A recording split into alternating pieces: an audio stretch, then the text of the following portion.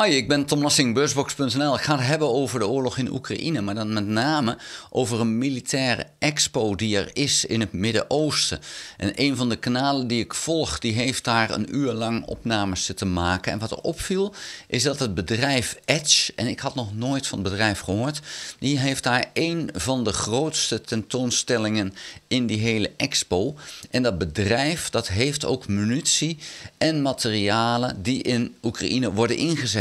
En wat er vooral opvalt bij die militaire expo, is dat er ongelooflijk veel aanbieders van wapensystemen zijn die ongelooflijk goed ook kijken wat er nu gaande is in de oorlog met Oekraïne en Rusland. Want de hoeveelheid aan drones die beschikbaar is gekomen is enorm. Je ziet multi-launch systems zoals een HIMARS, de knock-offs daarvan zie je in heel veel landen zie je die naar voren komen.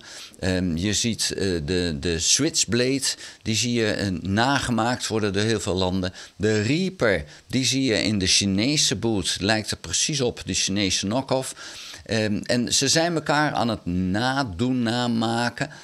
En er is ongelooflijk veel beschikbaar. De vraag is natuurlijk, is het allemaal even goed? Want ja, de hardware, het ziet er allemaal prachtig uit, maar hoe zit het met de software? Hoe goed is het daadwerkelijk als je het inzet? En daar heeft Edge dus de edge, want die zet het al in Oekraïne.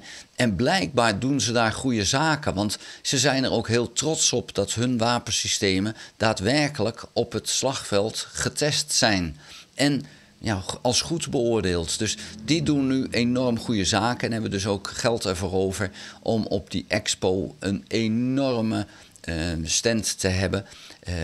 Een heel deel van de zaal hadden ze gewoon in hun pakket. Ja, verder Amerika natuurlijk de grootste, China heel groot, maar zelfs België was er, Slowakije was er. Dus je ziet van alles. Mercedes stond er, nou ja, ik kan wel zo door blijven noemen wie er allemaal stonden. Eigenlijk bijna iedereen. Ik heb geen Nederlandse stand gezien in de video. Maar goed, dat kan ik gemist hebben.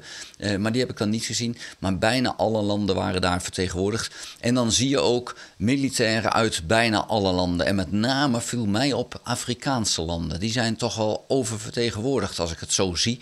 Want er liepen er heel wat van rond. En dat is eigenlijk zo zonde. Hè? Dat continent is zo arm.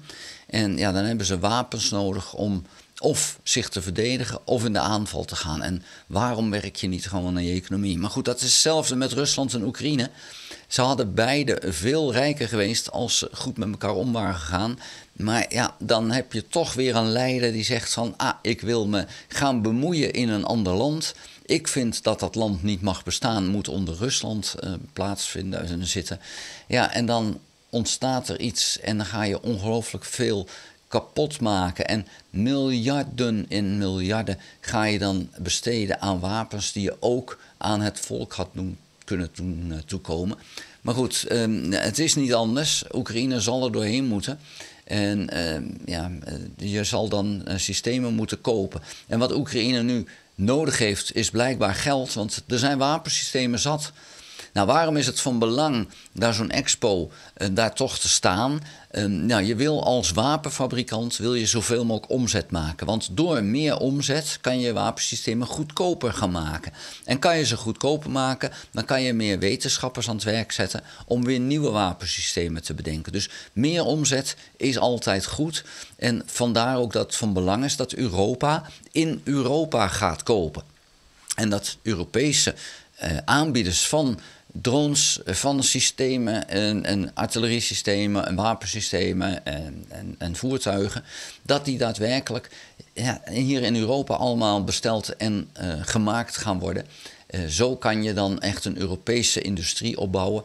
Dat is natuurlijk aan de ene kant zonde, want het is voor wapensystemen. Aan de andere kant ondersteunt het dan wel jouw economie en niet die van Amerika. Want wat wij als Europa blijkbaar verkeerd hebben gedaan, en dat wordt nu duidelijk gemaakt door Trump, is dat wij Amerikaanse spullen hebben gekocht. Dat hadden we niet moeten doen. En ja, nu hebben we dus het probleem, Nederland heeft zijn F-35 al met Amerikaanse software.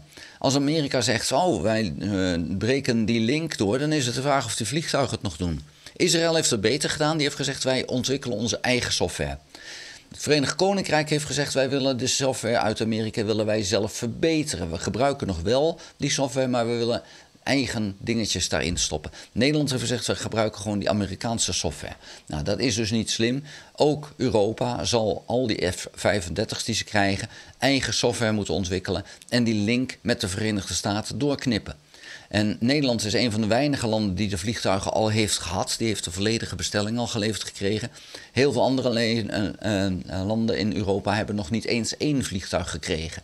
Dus ja, die kunnen mogelijk nog van de bestelling af. En het is dan misschien wel te overwegen om dat te doen.